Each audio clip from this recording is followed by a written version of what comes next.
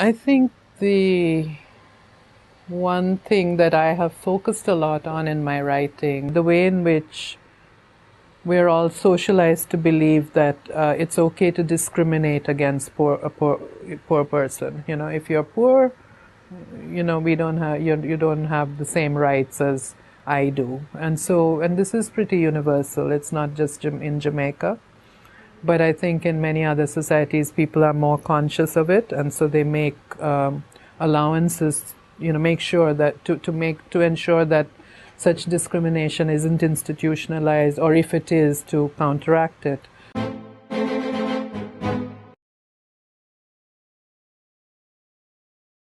And I don't see enough of that happening here. I think poor people in Jamaica have a really rough time, also because of the language problem, you know. And this is assumed to be an English-speaking society when it isn't. And people who don't have English have no means to acquire it because the schools, you know, the system is not functioning as it should. And so they're left on, you know, to depend on themselves with the language, the street language that they speak, which is Patois. And I think it's amazing what they have done with it, you know, and I'm filled with admiration for Jamaica. Seems to me to be a society where poor people have been extremely, unusually industrious and innovative, and they're the ones who put Jamaica on the map, you know. And so everyone's always going on about English, English, English, but the English speakers in Jamaica, I don't think, I can't immediately pinpoint anything that they have contributed which matches the contribution of the Patois speakers, you know. I started my blog in 2008 and Twitter a year later. That was pretty late, by the way. I don't know if you realize. I mean, we have been late to jump on the bandwagon in Jamaica and maybe in the Caribbean.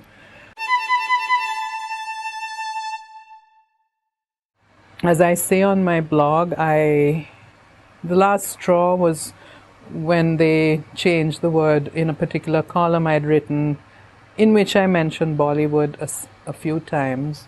Every mention of Bollywood was meticulously changed to Hollywood.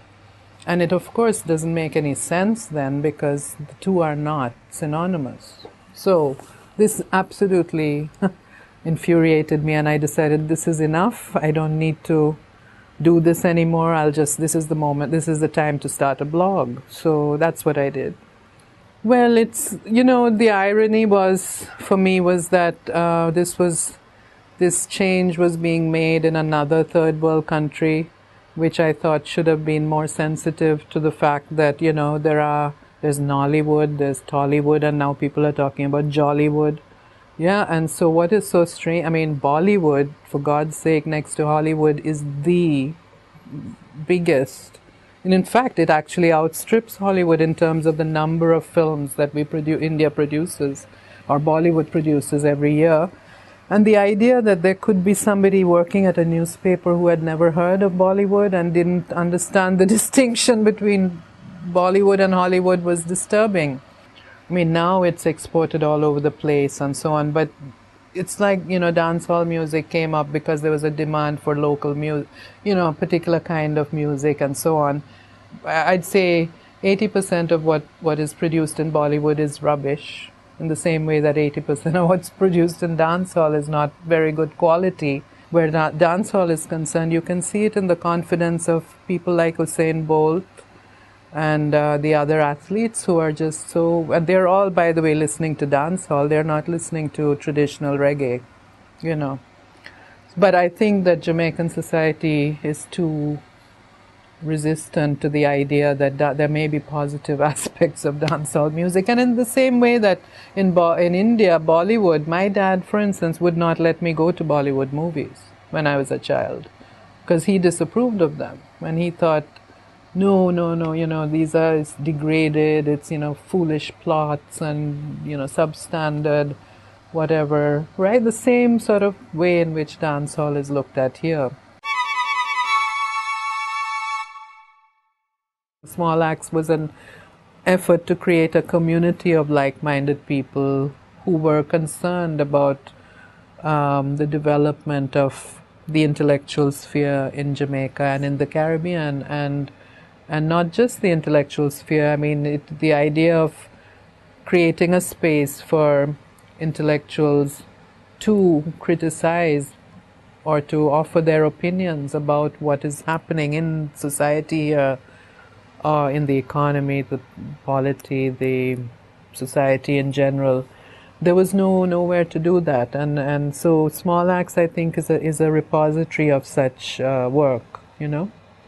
Sometimes criticism is not appreciated. Well, criticism really isn't appreciated anywhere, right? But most other places you have a space for it. It's recognized. But for instance, in Jamaica and in Trinidad and other small countries, there is this idea that, oh, we're so small, we have to protect our culture, and no, everything, our music is great, our art is great, our dance is great, and so don't come and tell us that there's something wrong with any of these things. Our academics are fantastic. And the fact is that criticism is an essential element of development. I mean, if you... okay, you could not have, for instance, an Usain Bolt or a Safa Powell without a rigorous program of training, which includes criticism from the coaches and from other, who will tell you, you're not doing this correct, you need to do it this way, or have you thought about, or look at this other example. That is what the work of critics and criticism. And if you kind of banish this, right, and you just keep telling yourself, no, everything we're doing is just fantastic, which is what has happened in many of these places, you end up with a cultural product that is mediocre. When I started writing here, I started writing as an art critic. And I was a big critic of the visual art scene here, right? I became kind of almost public enemy number one in the art circle because I was saying, no, Jamaican art is not great. No, sorry, there leaves much to be. There's a lot of things that could be changed. There's too much of a curatorial dominance, that we need change. All of these things that I was, by the way, and so Small Axe, the journal, was where I was able to publish this, because that's the other thing. If you're writing critical pieces, sometimes the powers that be or the existing forums will not accept them. Yes, the C word. Well, like you said, it's an overloaded word, right? And the irony of it is that it originates in India. The word coolie is a current term that is used. Well, I don't know if you have this here, but in India, in the train stations, you have porters, right, to carry your luggage. They're called coolies. And so, I joked when I wrote a blog post on it once that the term coolie is as overloaded as the persons who have that name, who they're typically carrying 3 or 4 suitcases on their head, it's a lot of baggage. And coming from India, therefore, for an Indian coolie doesn't automatically mean something very negative. Of course, if you're a middle-class person, you don't want to be called a coolie because it means laborer, really, It means someone who is for hire or for, by the hour.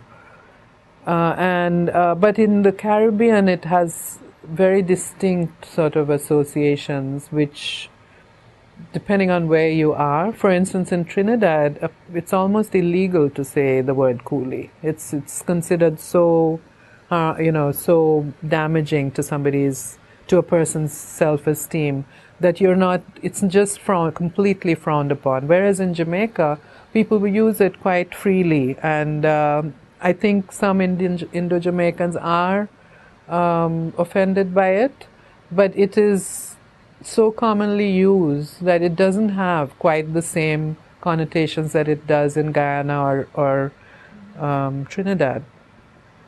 And so, for instance, coming from India, I will use the word coolie. You know, I always used to joke that when I retire, I'm going to start a business making food, Indian snacks, and call it coolie snacks, you know. And then people, someone from here would say, no, no, no, you can't do that. It's terrible and this and that. And so, you know, it's just like, I think, the N word, you know.